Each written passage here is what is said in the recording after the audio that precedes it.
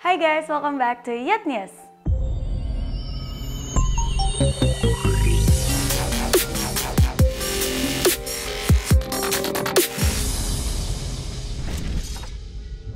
Bagi teman-teman yang ingin mengikuti ibadah secara onsite minggu depan, kalian dapat melakukan seat booking melalui NDC Apps.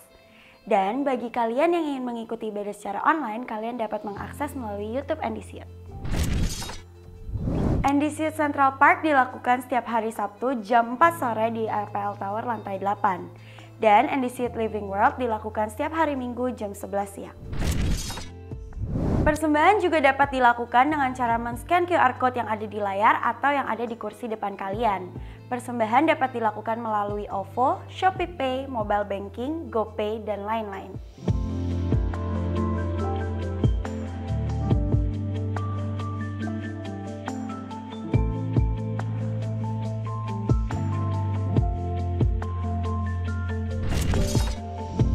Sekian Yet News minggu ini, stay safe and God bless you. Shalom NDC Youth, senang sekali hari ini bisa kembali beribadah bersama-sama dengan kalian. Saya sungguh percaya hari ini kita bisa ada itu semua karena kebaikan Tuhan, amin. Mari sama-sama kita memberikan waktu yang terbaik, kita mau tanggalkan aktivitas kita. Kita mau berikan waktu yang terbaik, kita mau fokus kepada Tuhan. Sebelum kita memuji dan menyembah Tuhan, mari kita berdoa. Tuhan, kami sungguh bersyukur Tuhan, kami percaya kami ada hari ini itu semua karena kebaikan Tuhan, semua karena kemurahan Tuhan di dalam hidup kami. Dan hari ini kami rindu memberikan yang terbaik Tuhan, dan biarlah setiap lirik yang kami nyanyikan itu bisa menjadi doa dan deklarasi iman kami bahwa hanya Engkau Tuhan yang bertahta di dalam kehidupan kami. Kami siap memuji dan menyembah Engkau dengan sukacita. Hanya di dalam nama Tuhan Yesus kami berdoa. Amin. Mari sama-sama kita mau angkat suara kita. Kita mau memuji Tuhan kita. Kami buka hati kami Tuhan. Yes, Jesus. Kasih-Mu temukanku, berharga di mata-Mu. Kau berikan hidupmu menjadi manusia di tengah gelap dunia. Di tengah gelap dunia, terang-Mu beri harapan. Terima kasih Tuhan. Kau tinggalkan semua untuk selamatkanku. Angkat tanganmu, serukan. Dan ku akan memuji nama-Mu selamanya, hanya menyembah Kau Yesus, amin. Kau juru selamatku, lahir di hatiku, mengubah hidupku. Mari dimanapun engkau berada, berikan tepuk tangan yang terbaik buat juru selamat kita. Kami sungguh bersyukur punya Allah seperti-Mu, amin. Di tengah gelap dunia, terang-Mu memberi harapan kepada setiap kami. Beri harapan, terima kasih Tuhan. Kan semua untuk selamatkanku, dan ku ingin memuji nama-Mu selamanya, hanya menyembah Kau Yesus. Kau juru selamatku, lahir di hatiku,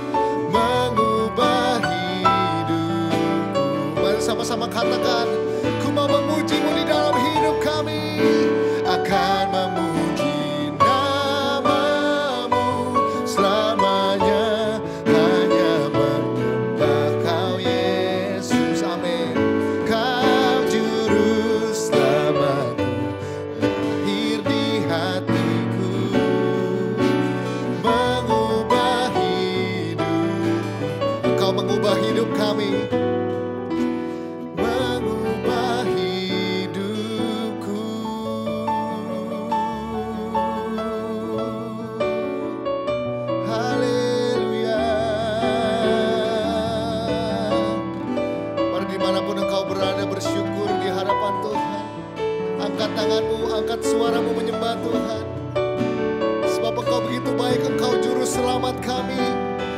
Semua karena kebaikan Tuhan, iman kami tidak pernah sia-sia. Dan hari ini kami datang memuji dan menyembah Engkau Tuhan. Haleluya. Kami memuji-Mu Tuhan. Haleluya. Terpujilah Engkau Yesus. Haleluya. Katakan haleluya. Kami mau memuji-Mu, kami mau menyembah-Mu untuk selamanya. Yesus Tuhan.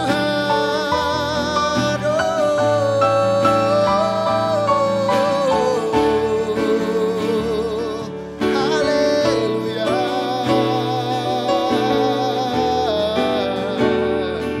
Haleluya.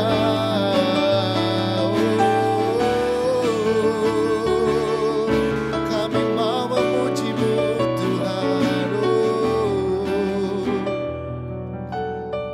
Terima kasih Tuhan, terima kasih. Kami berterima kasih. Mari sekali lagi angkat suaramu. Kita mau katakan bersama. Dan ku akan memuji nama-Mu untuk selamanya Tuhan. Hanya menyembah-Mu di dalam hidup kami. Kau juru selamatku, lahir di hatiku.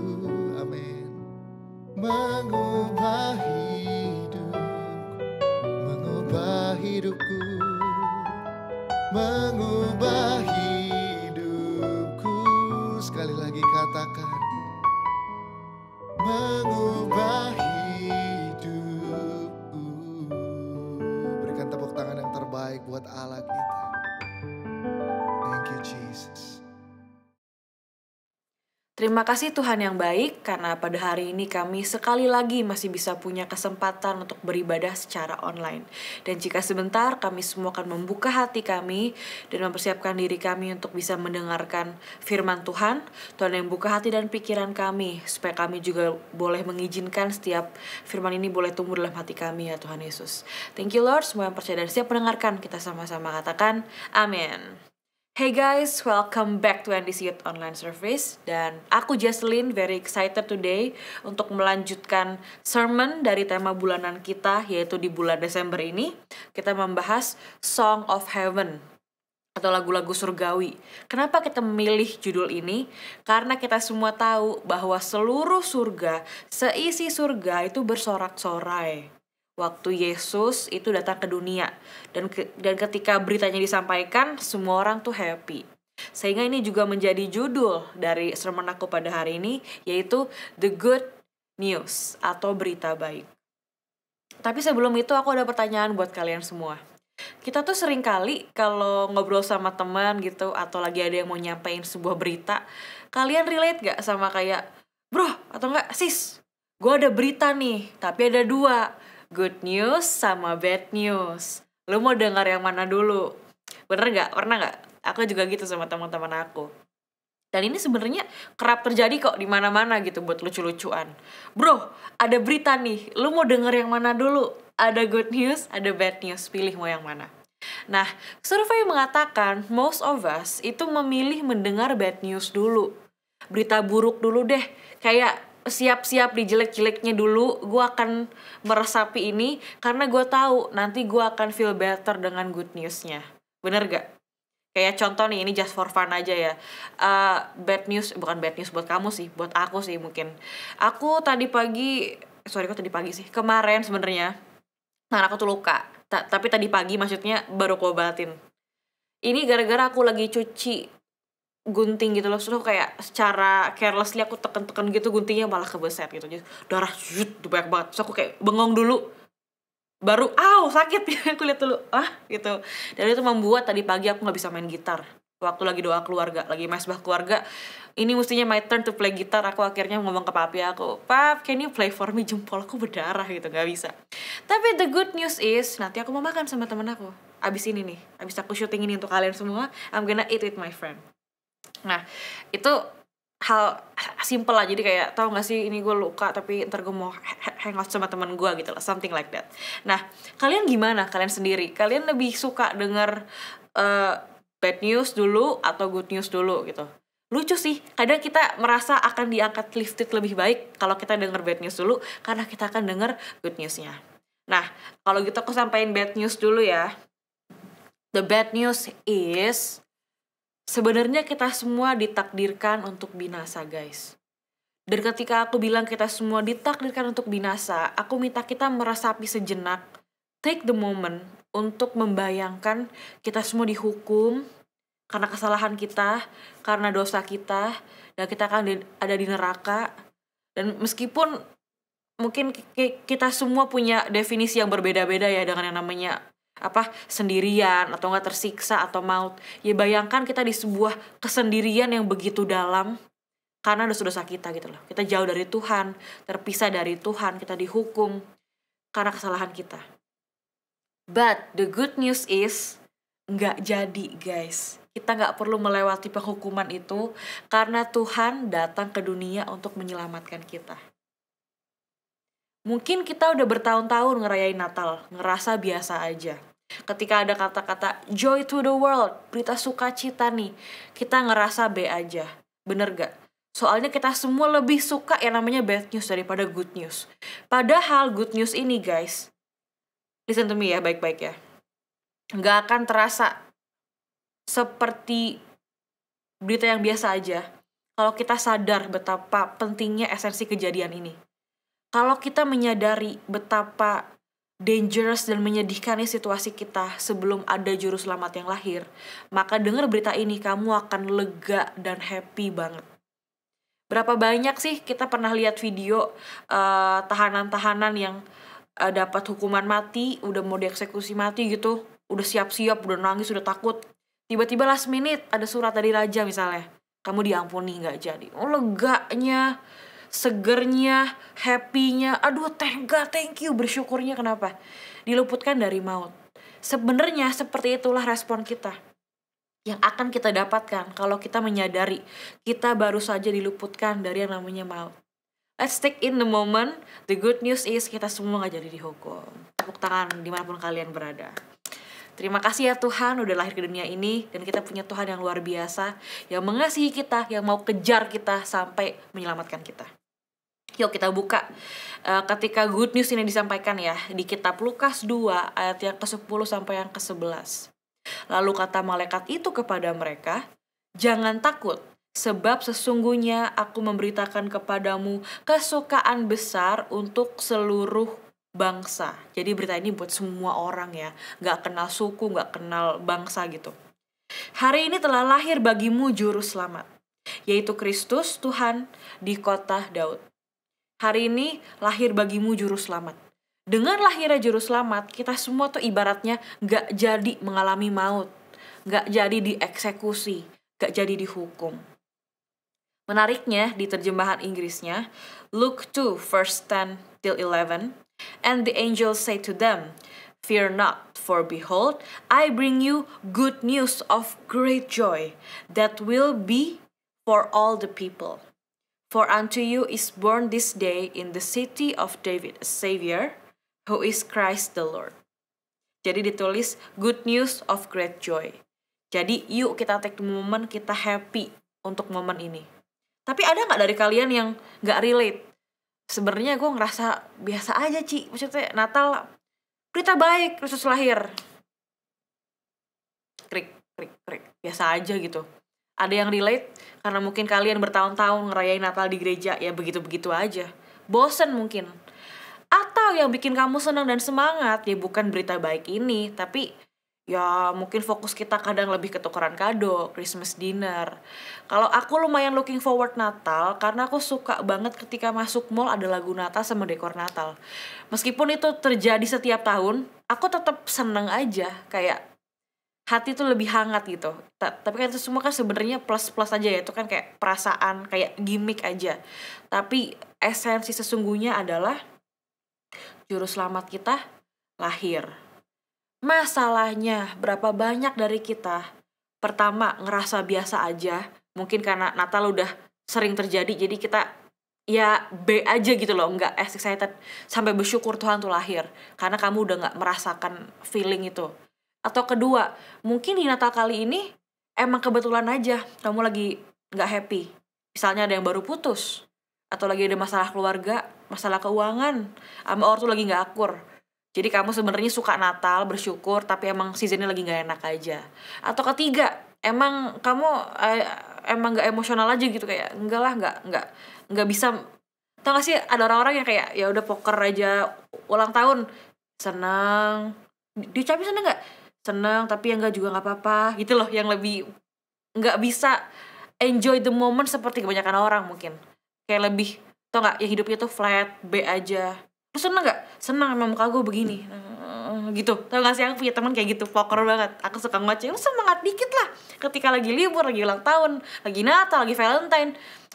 Guys, kita hidup cuma sekali. Kita harus belajar untuk embrace the moment, take it in, rasakan, nikmati gitu loh maksud aku. Kita harus menikmati namanya momen-momen, termasuk yang namanya Natal. Nah, mungkin ada dari kalian yang keadaannya nggak memungkinkan untuk merayakan Natal atau untuk happy waktu Natal. Tapi padahal di ayatnya ditulis, seluruh surga bersorak-sorai. Jadi gimana caranya untuk kita bisa happy? Seperti katanya malaikat surga bersorak-sorai ketika berita ini disampaikan, yaitu berita Natal. Yang pertama, aku langsung masuk ke poin. Choose your response, atau memilih respon kalian. Aku tahu kita udah agak bosen mungkin atau klise mendengar kata kita bisa memilih respon kita. Pilih fokus kita mau kemana, pilih sudut pandang kita, itu menentukan perasaan kita. Aku tahu itu terdengar, sering kita dengar, klise, dari textbook banget, sehingga kita mungkin kehilangan esensinya. Tapi guys, sebenarnya ada power yang besar dari advice yang mungkin terdengar klise ini. Yuk kita bahas sebuah cerita yang mungkin kita semua juga udah sering dengar dan pernah dengar mungkin atau udah sering dengar dari dua orang. Yang pertama seorang nabi bernama Zakaria. Mungkin ada yang belum tahu juga, aku akan ceritain dengan cepat. Jadi ada seorang nabi yang bernama Zakaria yang punya istri bernama Elizabeth. Dan pasangan ini sudah tua, tapi belum dikaruniai anak. Fun fact, Elizabeth, istrinya Zakaria, itu adalah sepupunya Maria, ibunya Yesus, yang akan menjadi ibu Yesus. Jadi mereka sepupuan gitu loh. Nah kemudian ada malaikat Tuhan yang ngomong ke Zakaria, hey ada good news nih. Good news, langsung good news nih, gak ada babi bu bad news dulu. Ada good news nih. Kamu akan mendapatkan seorang anak. Dan bayi ini kayak akan menjadi pengantar gitu loh untuk lahirnya juru selamat. Jadi kalau ibaratnya, kalau kan Elizabeth sepupunya Maria ya, berarti dia jadi keluarga. Ibaratnya tuh anaknya Elizabeth nanti tuh ya akan jadi a bigger brother lah, atau kayak saudara jauhnya Yesus lah, tapi lebih tua. Dan ini akan menjadi pengantar dari juru selamat gitu loh. Kan good news nih, keren banget nih. Anak lu ntar lahirnya deket nih sama juru selamat.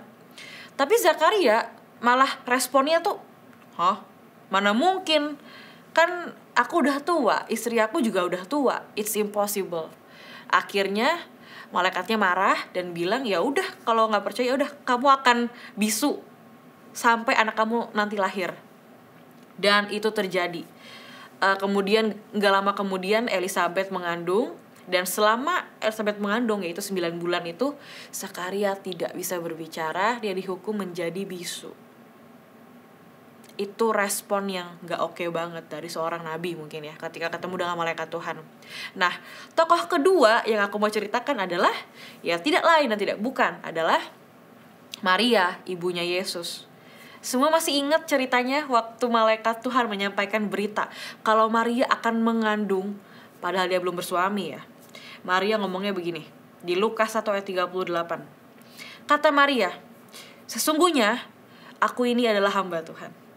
Can we stop for a moment? Aku masih suka senyum dan tersentuh sama responnya Maria. Ini aku beneran nih, aku personally kadang kita pernah gak sih dapat sesuatu berita yang mungkin memberatkan kita gitu. Kalau Maria kan, kamu sebenarnya masih perawan, belum menikah, tapi kamu kan mengandung gitu loh. Ini sebuah pesan dari Tuhan ya, sebenarnya maaf ya, beban gak sih gitu loh. Tugas dari Tuhan yang agak nyusahin loh dan mengerikan gitu sebenarnya. Ini bukan good news yang kayak wah selamat ya, kagak. Bentar, gue bisa mati gak ya, gue dirajam gak ya. Sebenarnya mengerikan. Tapi ingat responnya apa? Sesungguhnya aku ini adalah hamba Tuhan, dan aku pengen banget ketika aku dapat kepercayaan, pelayanan, atau dapat sesuatu yang mungkin secara manusiawi beban buat gue gitu, aku pengen banget, aku akan jawab, sesungguhnya ya Jesslyn tuh hamba Tuhan, jadi jadilah padaku menurut perkataanmu gitu loh. Jadi aku suka banget untuk mengimani hal seperti itu. Jadi kata Maria adalah, sesungguhnya aku ini adalah hamba Tuhan, jadilah padaku menurut perkataanmu itu. Dia menerima. Lalu malaikat itu meninggalkan dia. Mari kita bandingkan ya. Yang satu adalah seorang imam, tapi dia tidak percaya. Sementara yang satu lagi hanya seorang anak gadis yang masih muda, tapi dia percaya dan berserah kepada kuasa dan kehendak Tuhan. Bahkan aku suka banget ayat ini, ayat yang sama, tapi di bahasa Inggrisnya nih, Mary treasured up all these things and pondered them in her heart. Jadi perkataan dan berita ini yang mungkin bukan good news banget ya. Ya good news karena Kristus lahir, tapi on her side agak mengerikan loh. Mungkin kayak bad news, karena ini serem banget ketika di zaman itu seorang wanita yang belum menikah hamil duluan. Padahal dia gak hamil duluan, tapi orang bisa berspekulasi seperti itu. Hukuman dan cacian dari masyarakat, netizen itu kan kita tahu ya, pedes banget mulutnya. Itu mengerikan. Tapi aku suka banget dia ngomong, she treasured up all these things and pondered them in her heart. Jadi mungkin kadang kita punya sudut pandang yang berbeda-beda lah, dan keadaan yang berbeda-beda. Aku gak tahu sikon kalian lagi melewati namanya good news atau bad news, atau mungkin bad news yang sebenarnya in disguise itu adalah sebuah good news. Di kasusnya Maria ini, Tuhan bisa pakai situasi kamu, tapi respon kita gimana? Choose your response. Natal ini bisa jadi one of the worst Christmas ever atau the best Christmas ever. Pada akhirnya kuncinya simple, di respon kamu. Kamu mau gak percaya, mana mungkin, aneh. Atau kayak Maria, treasure all of these things and ponder them in your heart. Keren ya? Langsung kita masuk kepada yang berikutnya, yaitu choose your focus. Kalau tadi kan kita meresponnya dengan benar, sekarang fokusnya juga dengan benar. Dua hal ini nyambung banget guys, gak mungkin terpisah ya. Kalau fokusnya salah kan gak mungkin responnya benar, atau kebalikannya. Nah, aku mau kita lihat orang-orang Majus. Waktu mereka mendengar berita ini soal juru selamat yang akan lahir, mereka fokus mencari bintang kan, karena itu adalah guidance-nya. Matthew 2 verse 10, when they saw the star, they were overjoyed. Aku mau highlight kata overjoyed. Begitu mereka fokusnya benar, yaitu ya mengarahkan kepada bintang, kepada tujuan mereka mencari bayi Kristus, juru selamat itu. They were overjoyed. Mereka sangat senang, penuh sukacita setelah menemukan petunjuk. Kenapa? Fokusnya benar, mencari bintang, karena bintang itu akan lihat kita kepada bayi Yesus. Nah, mungkin dari tadi kita udah banyak banget ya mendengar ayat soal kata joy, sukacita. Tapi emang sebenarnya berita kelahiran Yesus ini tuh sukacita yang sangat besar. Kamu tahu ada sebuah indikasi yang menurut aku boleh kamu ukurkan kepada diri kamu sekarang. Sebenarnya kalau kamu gak happy mendengar berita Natal, kamu ngerasa B aja, Yesus lahir loh, I don't feel anything, itu udah sebuah indikasi fokus kamu salah. Karena kalau kita fokusnya Christmas dinner, ketemu teman, at some point bosen, dengar lagu Natal at some point bosen.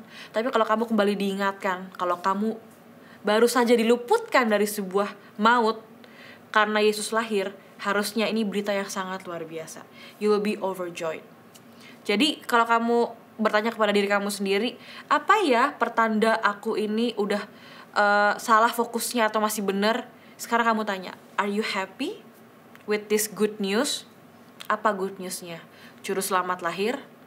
Kalau kamu happy, you're still on the right track. Kalau kamu feel the joy, the gratefulness kepada Tuhan yang udah lahir, selamat, kamu masih merasakan sukacita Natal. Sehingga aku juga mau ingetin lagi, jangan sampai kita kehilangan fokus kita soal Natal.